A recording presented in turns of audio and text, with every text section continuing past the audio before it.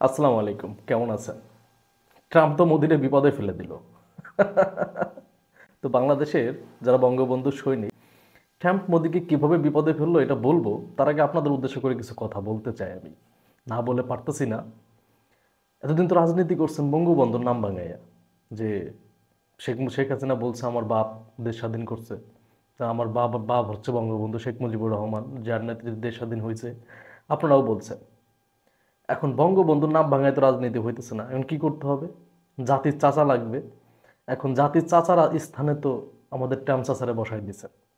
যে আপনাদের স্বপ্ন, কালকেও দেখলাম আমি লাইভে যখন ছিলাম একজন কমেন্ট করছে যে জানুয়ারি 20 তারিখের পরে তোদের কি হবে চিন্তা ভাবনা কর, জানুয়ারি 20 তারিখে তোদেরকে দেখে নেব। অনেকেই বলতেছে যাই হোক, ওদের কয়েকটা দিন চলে গেছে, 10 তারিখ, 26 তারিখ, 15 তারিখ, অনেকগুলো তারিখ চলে গেছে। তো এখন বলতেছে জানুয়ারি 20 তারিখের পরে তোদের কি হয় এটা দেখ, এটা বলতেছিল। জানুয়ারি 20 তারিখ পরে কি হবে? শেখ হাসিনা দেশে আসবে কার হাত ধরে? মোদি না ট্রাম্পের হাত ধরে?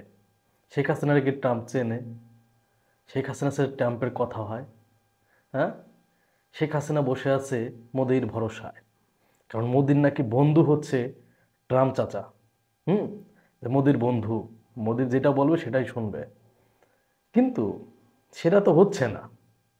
মোদিকে তো অলরেডি বিপদে ফেলেই দিছে ট্রাম্প। বারবার করে একটা কথা বলি যে আমেরিকা তাদের পররাষ্ট্র নীতির বাইরে যায় না, বাংলাদেশের শেখ হাসিনার মতো দেশ বিলিয়ে দেয় না। তাদের পররাষ্ট্রনীতি জায়গা রাখে, বন্ধুত্ব বন্ধুত্বের জায়গায়। এটা মাথায় রাখতে হবে। তো ট্যাম চাচা কি করছে? ট্যাম চাচা কি করছে ক্ষমতা গ্রহণের আগেই?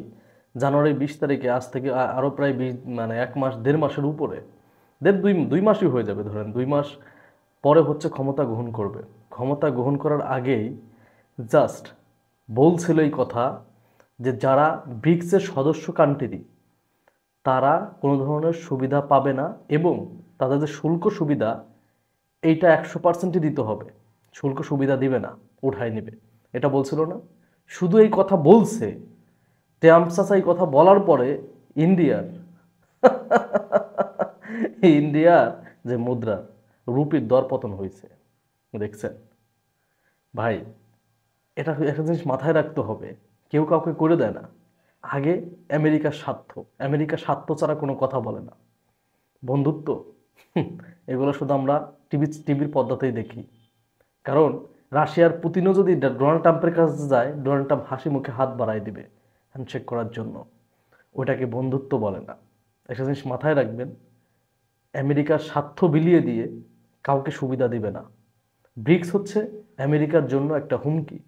আর এই ব্রিক্সের সদস্যও হবা, ট্রাম্পের বন্ধুও হবা, সেটা তো হবে না। আর ট্রাম্প হচ্ছে পৃথিবীর জন্য একটা আতঙ্ক, এটা মাথায় রাখবেন। শুধু ট্রাম্প বলছে যে শুল্ক সুবিধা দিবে না, তাতেই হয়ে গেছে, বুঝতে পারছেন? আর যদি উঠায় নেয় তাহলে কি হবে?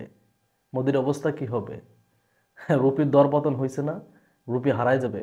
এখন তো 84 টাকা করে কিনতে হইতেছে, দেখা গেলো বাংলাদেশ ছাড়াই চলে যাবে, 150 কিনতে হইতে পারে। তো যারা ট্রাম্প চাচার ভরসায় বসে আছেন, জাতির চাচা বানাবেন সেসব কল্পনা করতেছেন, এই কল্পনা থেকে বের হন। কারণ জাতির চাচা তার বন্ধু মোদিরেই ছাড়তেছে না, আর শেখ হাসিনা। হাস্যকর।